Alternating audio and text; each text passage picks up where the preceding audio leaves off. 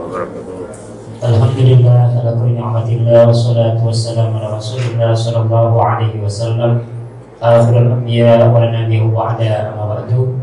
Yang saya hormati bapak-bapak, ibu-ibu jemaah pengajian sholat subuh yang dimuliakan oleh Allah Subhanahu wa taala. Sebelum kita mulai kajian ini, kita baca doa dan zikir pagi hari ini. Mudah-mudahan doa-doa kita di awal pagi ini dijawab oleh Allah Subhanahu wa taala. Ikuti setelah saya. Bismillahirrahmanirrahim. Bismillahirrahmanirrahim. Qulillahumma malikal mulki tu'til mulka man tasha wa tanzi'ul mulka mimman tasha wa tu'izzu man tasha wa tudhillu man tasha biyadikal khair innaka ala kulli syai'in qadir. Tulijul laila fin nahari wa tulijun nahara fil laili wa tukhrijul hayya minal mayyiti wa tukhrijul maita minal hayyi wa tarzuqu man tasha bi ghairi hisab. Allahumma inni a'udzu bika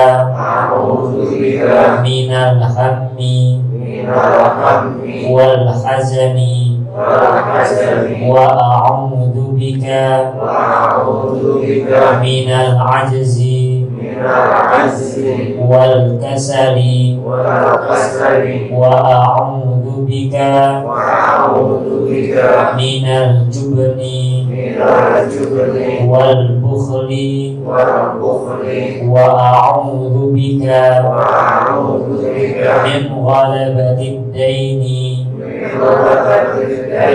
wa qahrir rijal.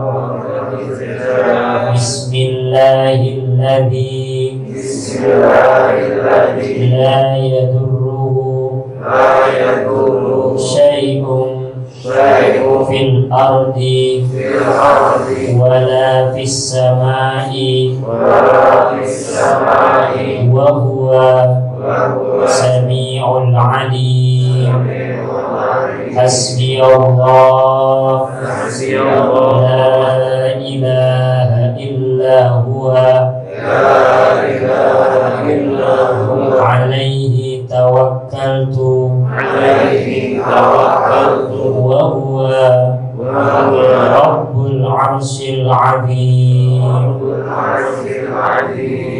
Ya, ini adalah doa pagi. Semoga yang utama Allah melindungi kita dari segala macam mara bahaya, dan juga Allah berikan ketenangan dalam hati kita, dan yang mempunyai kesedihan, kegundahan, gulana, gelisah dalam permasalahan hidupnya, baik masalah ekonomi maupun masalah keluarga, mudah-mudahan Allah berikan jalan keluar yang terbaik dalam permasalahan kita, dan kita memohon di waktu pagi hari ini. Bapak Ibu yang dimuliakan oleh Allah Subhanahu wa taala, hari ini kita akan belajar tentang surat Al-Ma'un, ya, tentang surat Al-Ma'un. Dulu ada seorang pendiri Muhammadiyah, itu namanya Kiai Haji Ahmad Dahlan. Ahmad Dahlan, ya. Kiai Haji Ahmad Dahlan itu mempunyai suatu teori itu tentang teologi Al-Ma'un. Beliau mencetuskan teologi Al-Ma'un. Teologi Al-Ma'un itu ketika sudah dicetuskan oleh Kiai Haji Ahmad Dahlan saat ini di masa sekarang ini, kita bisa merasakan tentang teologi al-maun itu. Apa yang kita rasakan dari teologi al-maun itu? Hari ini banyak rumah sakit Muhammadiyah, ya, banyak juga panti asuhan. Ini berawal dari teologi al-maun, ya, dari teologi al-maun. Dan kenapa kok ini berawal dari teologi al-maun? Saat itu Kiai Haji Ahmad Dahlan itu mengajar, ya, kepada para santrinya setiap pagi. Jadi pada subuh beliau itu ngajar. Dan ketika beliau datang, santri-santrinya ini disuruh baca surat al-maun. Selesai, pulang. Besok baca lagi surat al-maun. Besok baca lagi surat al-maun. Sampai akhirnya ada salah satu santri beliau yang namanya Suja. Suja itu kalau bahasa Indonesianya itu kan bahasa Arabnya namanya pemberani, ya. Jadi sesuai nama dia memberanikan diri bertanya kepada gurunya yang bernama Kiai Haji Ahmad Dahlan. Ustaz, kenapa kok kita disuruh baca surat al-maun setiap pagi? Ya. Kenapa? Ketika ada satu pertanyaan, Kiai Haji Ahmad Dahlan tidak langsung menjawab, bahkan memberikan 3 pertanyaan kepadanya. Jadi si santri ini bertanya satu pertanyaan, Kiai Haji Ahmad Dahlan bertanya kepadanya 3 pertanyaan. Yang pertama adalah, apakah kamu sudah membaca surat al-maun atau belum? Jadi ketika guru menyuruh kepada murid membaca, dia sami'na wa ata'na apa enggak? Dia baca apa enggak? Kemudian yang kedua, apakah kamu sudah membaca artinya atau belum? Maka Al-Quran ini bukan hanya sekedar dibaca, tapi dimengerti artinya. Kemudian yang ketiga, apakah kamu sudah menjalankan apa yang diperintahkan Allah dari surat Al-Maun atau belum? Maka kalau misalkan kita sudah menjalankan, ya, apa yang ada di dalam surat Al-Maun, maka hubungan kita bukan hanya baik kepada Allah, tapi juga baik kepada sesama manusia. Maka teologi al-maun ini sama dengan teologi mustada'afin, yaitu tentang orang-orang yang lemah, membantu kepada mereka yang lemah. Siapa mereka yang lemah? Yang sakit, ya. Maka didirikanlah rumah sakit. Kemudian orang-orang yang tidak mampu, dari yatim, piatu, du'afa, bahkan jompo, maka didirikanlah panti-panti asuhan. Sampai akhirnya untuk menopang semuanya ini, maka ada yang namanya lajismu. Kok sekarang pelajarannya tentang Muhammadiyah, gitu ya.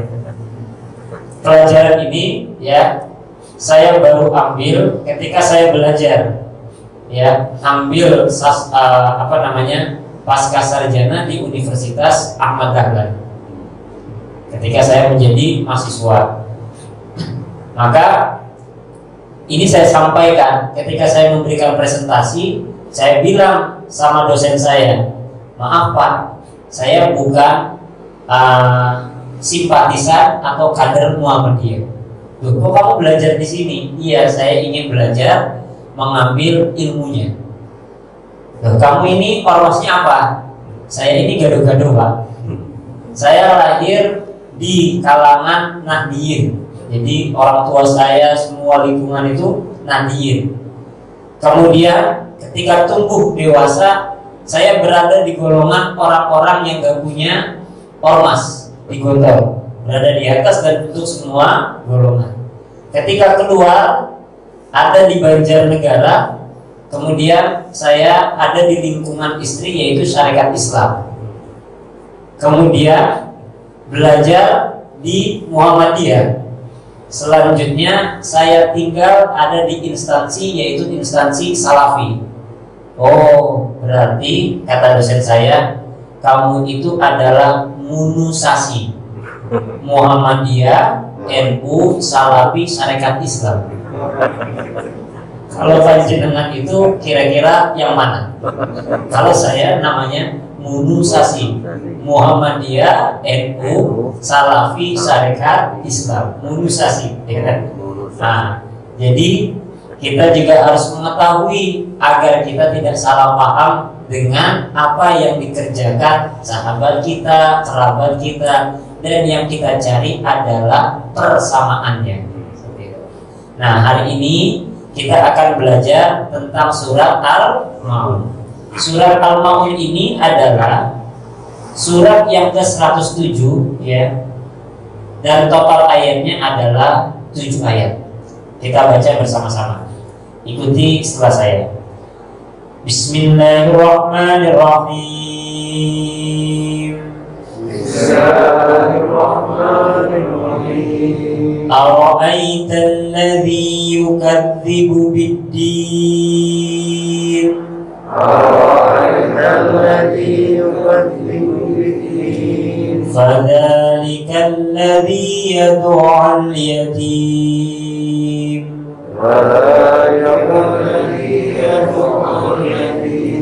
ولا يحض على طعام المسكين.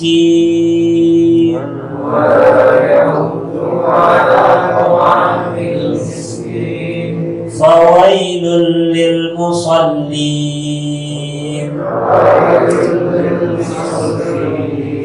الذين هم عن صلاتهم ساهون.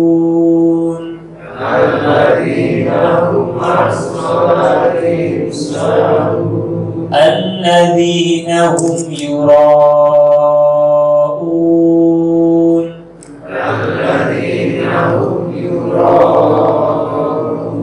ويمنعون الماعون.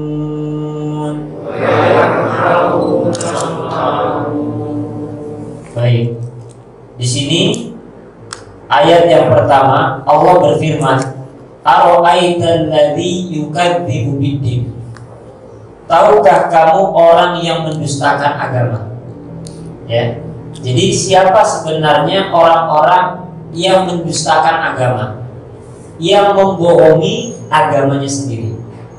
Dia agama Islam, tapi kelakuannya enggak Islami.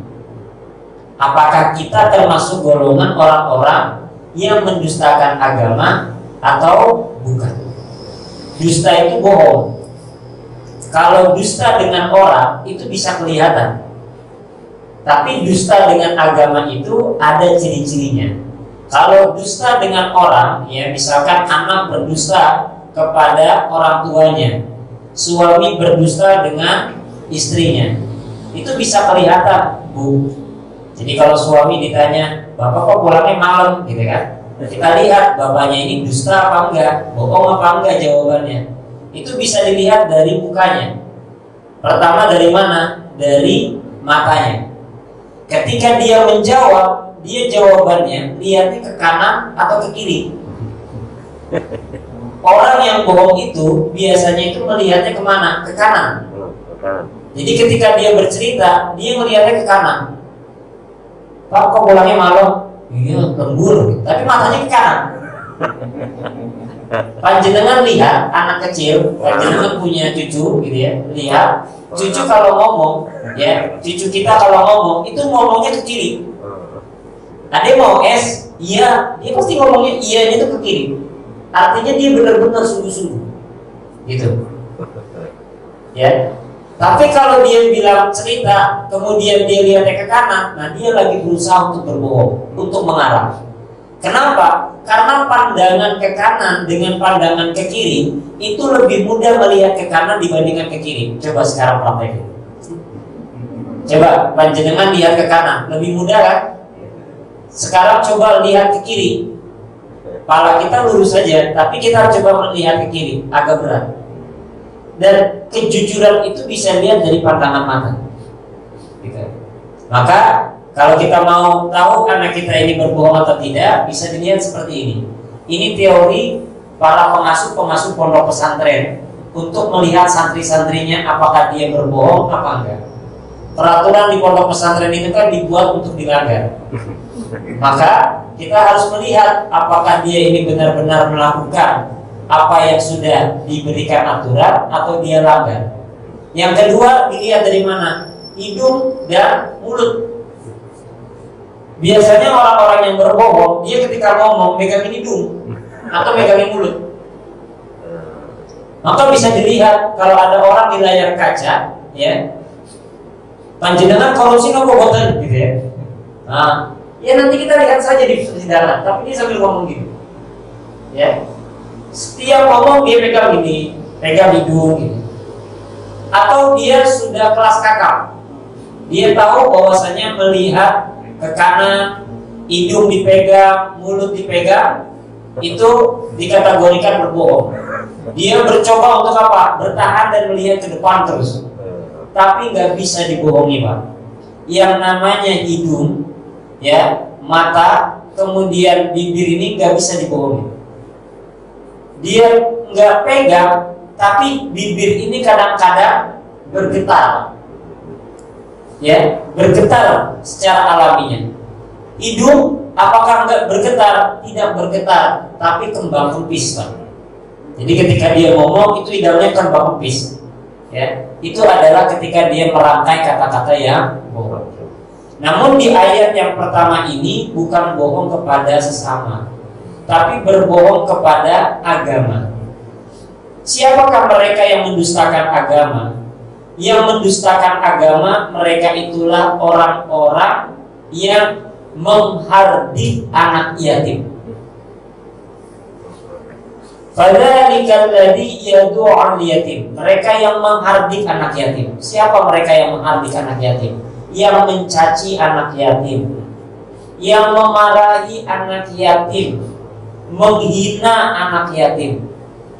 Udah yatim, gak tahu diri lagi. Dia tuh gak sadar ya yatim. Seharusnya dia sadar yatim, ya kan? Jangan sok-sokan. Anak saya aja udah seperti itu dan dia yatim. Dia nggak tahu bapaknya itu bla bla bla bla bla bla bla. Orangnya nggak ada, tapi kita mengharap. Maka kita termasuk golongan orang-orang yang mendustakan agama. Maka kalau kita tahu kakak kita, adik kita, gitu ya, dia punya anak dan dia kategorinya yatim, ya, maka kita wajib untuk memberikan perhatian lebih. Apalagi itu adalah tetangga kanan kita, apalagi itu adalah tetangga kiri, depan atau belakang kita, dan dia ada di dalam lingkungan rumah, rukun tetangga kita, rukun warga kita. Maka apa yang harus kita lakukan? Jangan sekali-kali kita menghardik anak yatim, karena menghardik anak yatim termasuk golongan orang-orang yang mendustakan agama. Yang kedua, wala yahuddu ala ta'amil miskin, dan tidak mendorong memberi makan orang miskin. Sekarang ini bingung, Pak. Kita nggak bisa kita tahu ini dia itu miskin apa enggak, ya. Apalagi hampir 2 tahun ini kita berada di masa-masa pandemi. Pandemi sudah mulai berangsur, virusnya sudah mulai hilang, sekarang muncul virus baru, Omicron. Ya. Dan mudah-mudahan ini hanya sekedar muncul saja, tapi tidak berpengaruh atau tidak ada yang terkena di daerah Banjarnegara, khususnya di perumahan Gayam Permai ini. Mudah-mudahan dalam keadaan sehat walafiat. Maka orang-orang yang melarang untuk memberi makan ini termasuk orang-orang yang apa? Yang mendustakan agama. Itu kayaknya perlu kita bantu. Nggak usah lah, dia masih punya mobil, rumahnya kan masih gede gitu kan. Tapi kan dia sekarang lagi di PHK gitu ya. Dan itu siapa? Itu adalah tetangga kita. Ya. Itu siapa? Itu adalah kakak kita. Itu adalah keluarga adik kandung kita. Itu adalah adik ipar kita, kakak ipar kita.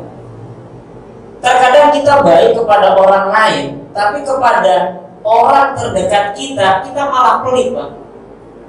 Sama orang lain kita sedekahnya banyak, tapi ketika adik kita datang, kakak kita datang, yang notabene keuangannya, ekonominya di bawah kita, Masya Allah, kita pelit banget. Masa sih kita tega? Dulu kita bareng-bareng ketawa, cekakak, cekikik waktu ada bapak ibu kita, tapi ketika sudah dewasa, kita pelit dengan kakak kita. Bahkan kita itu bahagia ketika mereka itu ada di bawah kita. Hati-hati, ini adalah sifat apa? Sifat hasad. Maka sifat hasad, sifat iri itu ya bermacam-macam.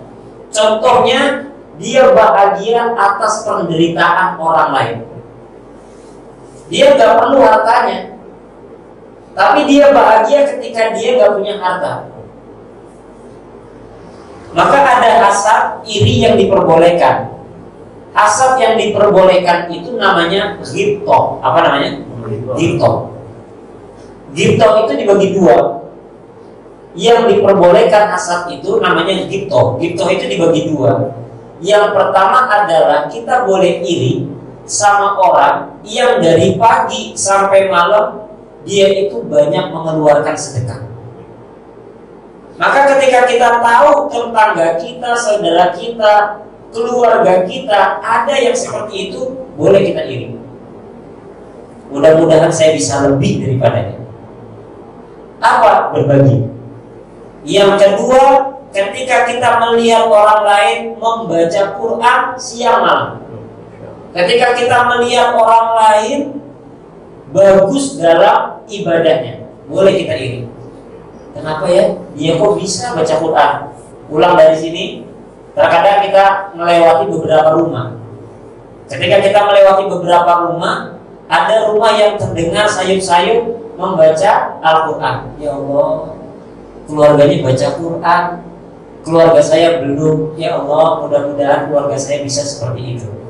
Iri gak kita? Iri. Padahal dia ketika di luar biasa saja, secara zahir biasa saja, tapi hatinya kaya ibadahnya, kaya amalnya. Maka yang perlu diperhatikan di akhir hidup kita itu adalah amal soleh kita. Ada 3 harta yang menemani kita ketika kita meninggal dunia.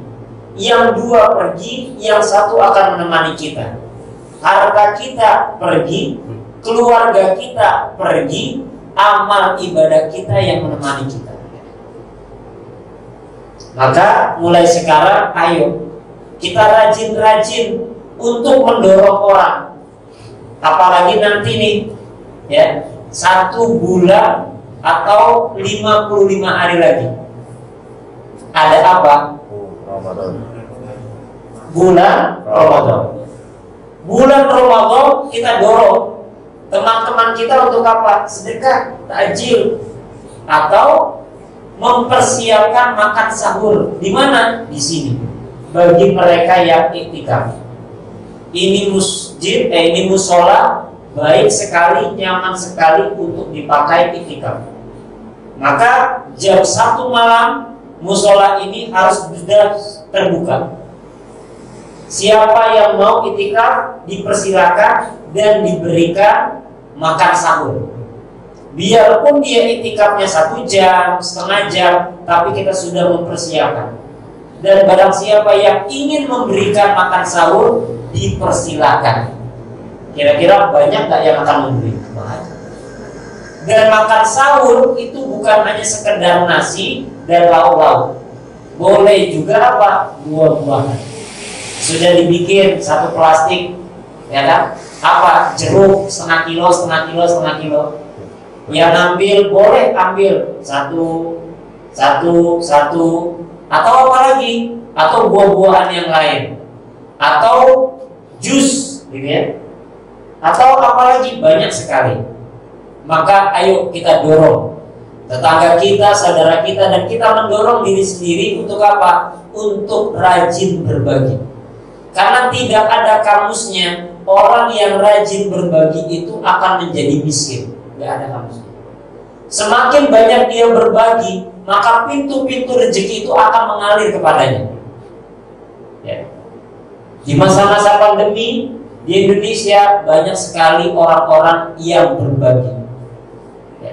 Dan mudah-mudahan kita termasuk golongan orang-orang yang rajin memberi. Al-yadul ulya khairu min yadis sufla. Tangan di atas lebih baik daripada tangan di bawah. Kemudian yang ketiga, orang yang mendustakan agama itu yang seperti apa? Yaitu adalah orang yang lalai dalam sholatnya. Maka Allah Subhanahu wa ta'ala berfirman di ayat yang ketiga, fawailul lil musallin. Celakalah orang-orang yang sholat. Dia sholat tapi celaka. Wah, kalau sholat celaka, mendingan gak usah sholat. Yang sholat aja celaka, apalagi yang gak sholat. Gitu. Selanjutnya Allah Subhanahu wa ta'ala berfirman, alladzina hum an sholatihim sahun. Siapa sebenarnya orang yang sholat itu yang celaka? Dia adalah orang yang lalai dalam sholatnya. Usia kita sudah tidak muda lagi, sudah di atas 40, ya.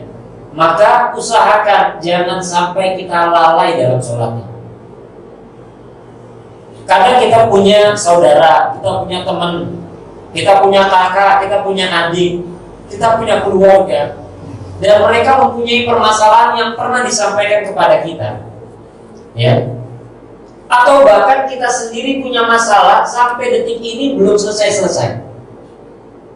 Maka ketika ada jemaah, gitu kan, ada jemaah datang ke rumah saya sampai tadi malam, itu ada orang curhat masalah itu sampai jam 1. Sering sekali, hampir seminggu itu bisa sampai 3-4 kali kayak minum obat. Datang itu sampai malam, Ustaz janjian ya nantilah malam, atau janjian sore. Jadi agak panjang. Apalagi kalau udah masalah apa? Masalah ekonomi sama keluarga. Masalah apa nih? Masalah keluarga Ustaz. Sama siapa? Sama suaminya, sama istrinya. Datang ke rumah, mau ngapain? Saya mau cerai Ustaz. Nah, kalau mau cerai pulang dah. Kalau mau cerai jangan datang ke sini. Kemana? Ke pengadilan. Tapi kalau mau baik-baik dengan suaminya, dengan istrinya, duduk. Beda, akhirnya dia berantem tuh di depan saya. Jadi aja puas-puasin. Ada juga yang masalahnya banyak sekali hutang piutang. Masalah apapun yang dihadapi oleh manusia dalam kehidupannya, kuncinya cuma satu, bukan mencari solusi, tapi mencari Allah. Kadang kita ada orang yang punya utang, yang dia cari apa? Duit buat bayar utang. Harus tahu betul. Dia punya utang. Berapa utangnya? 8M. Di Banjar ini banyak Pak orang yang punya utang itu M-an. Saya baru tahu Pak. Ustaz saya tolong, Ustaz saya punya utang berapa? 25M. Tapi saya berdoa mudah-mudahan saya bisa omset 1 miliar per bulan gitu kan. Nah, iya kan? Karena sering nanganin orang punya MM-an ya, mudah-mudahan kita punya MM-an juga gitu. Dia bingung gimana solusinya Ustaz? Yang dicari apa? Solusi. Yang dicari apa? Uang. Kira-kira usaha apa ya yang bisa menghasilkan uang? Ketika dia mencari solusi, kita tawarkan, mau cepat selesai apa enggak? Iya. Satu pertanyaan. Kalau orang kita membantu, jangan apalagi dia membantu di diselesaikan masalah utang piutang, jangan langsung kita beri. Saya butuh uang berapa? 1 juta, kasih 500. Udah 500, anggap aja deh, nggak usah ngutang daripada jadi beban. Pulang, besok datang lagi Pak. Besok datang lagi. Kenapa? Dia akan menuhankan kita. Jangankan 500 tidak kasih 50.000 biar dia itu nggak datang lagi, besok datang lagi 50.000 lagi. Kenapa? Karena yang di dalam pikirannya, dia akan membantu saya minimal 50.000. 50 kali 10, 50 kali 30 orang, dia udah menuhankan 30 orang. Tapi yang kita kasih apa? Yang kita kasih adalah tauhid. Maka pertanyaannya bagi orang-orang yang mempunyai masalah cuma satu. Kamu tadi pagi bangunnya jam berapa? Bangunnya jam berapa? Saya bangun tadi pagi jam 2, ngapain? Pipis. Maka orang-orang yang akan diangkat derajatnya itu bukan orang-orang yang bangun kemudian pipis tidur mandi. Tapi siapa? Tapi orang-orang yang bangun tahajud. Tahajud itu dari kata apa? Jahada, jihad. Maka orang-orang yang bangun di pagi hari untuk tahajud itu cuma sedikit. Allah Subhanahu wa ta'ala sudah berfirman, dari zaman dia sampai zaman saiki, yang bangun sholat tahajud itu cuma sedikit. Lalu apa buatan? Di rumah ada 5 orang, yang bangun buat tahajud berapa orang? Enggak semuanya. Satu RT ada berapa orang? Yang tahajud, apakah semuanya? Enggak.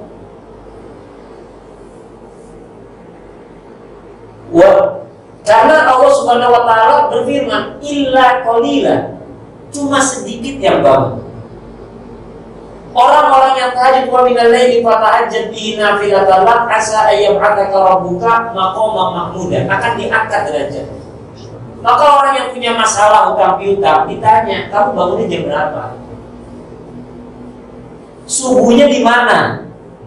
Laki-laki dia subuhnya di mana? Di rumah. Jam berapa subuhnya? Jam 6. Itu sholat subuh apa sholat duha?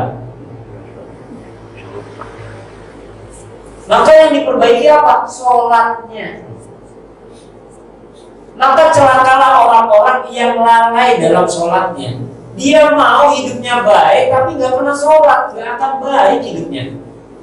Sholat baik, hidup baik, itu kuncinya. Awwalu ma yuhasabul abdu yaumil qiyamah as-shalah. Yang pertama kali dihisab di hari kiamat itu sholat kita. Bukan harta kita, bukan jabatan kita, bukan tinggi pangkat dan derajat kita.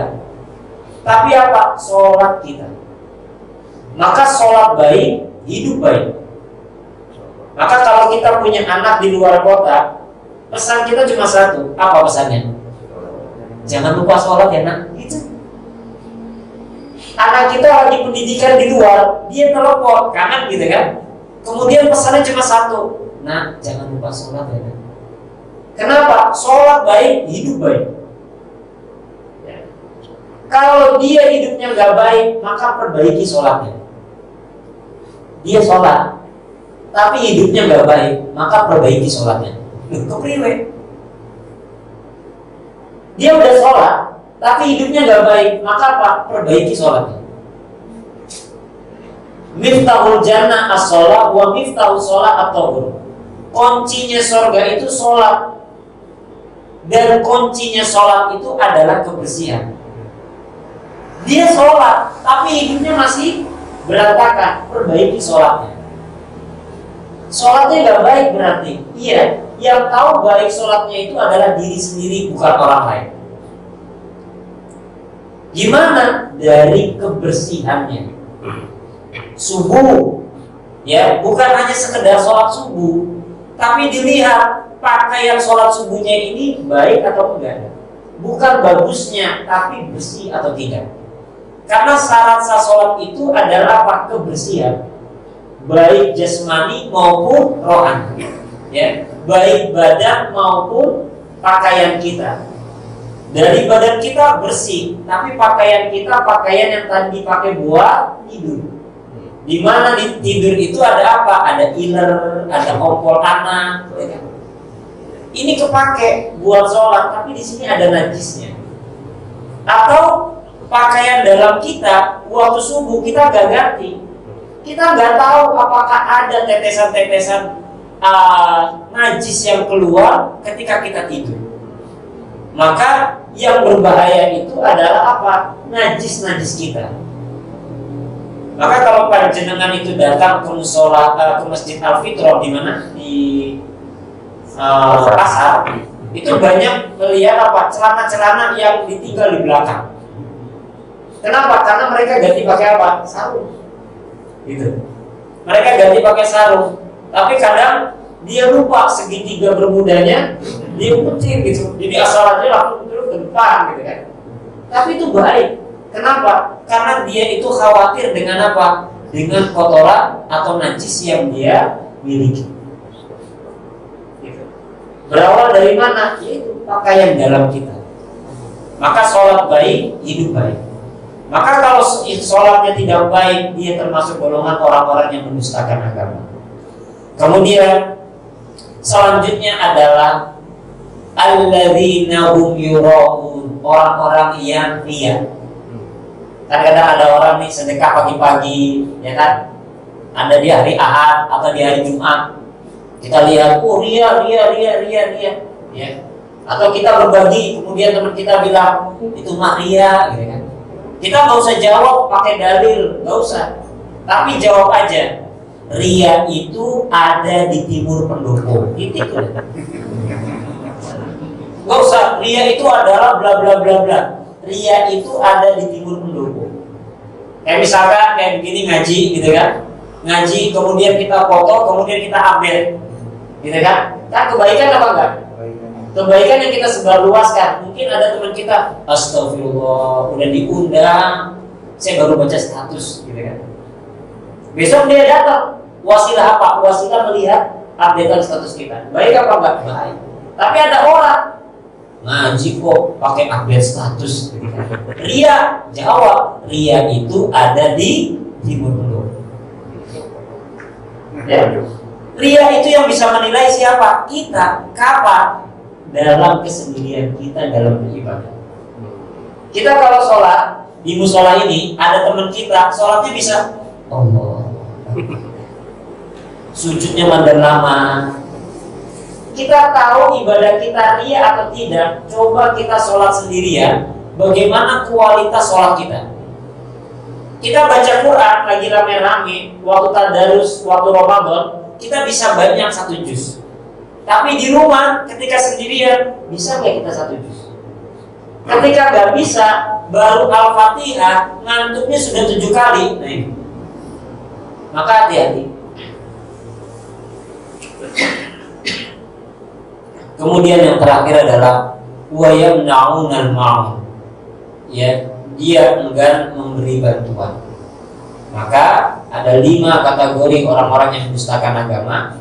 Yang pertama menghardik anak yatim. Yang kedua siapa? Orang yang tidak mendorong untuk memberi bantuan kepada orang miskin. Dan yang ketiga adalah orang yang lalai dalam sholatnya. Yang keempat adalah orang-orang yang riya dalam beribadah. Dan yang kelima adalah orang yang enggan memberi bantuan. Dan kita wajib memberi bantuan kepada orang-orang yang kita kenal, atau sahabat-sahabat kita, atau keluarga dekat kita. Terutama adalah orang tua kita, ya. Dan mudah-mudahan ini menjadi perhatian bagi kita, dan kita bisa mengamalkan dari apa yang diperintahkan Allah di dalam surat Al-Qur'an. Ini saja yang dapat saya sampaikan. Mohon maaf lahir dan batin. Usikum wa nafsi kitabullah bila bismillah. Wassalamualaikum warahmatullahi wabarakatuh. Waalaikumsalam warahmatullahi wabarakatuh.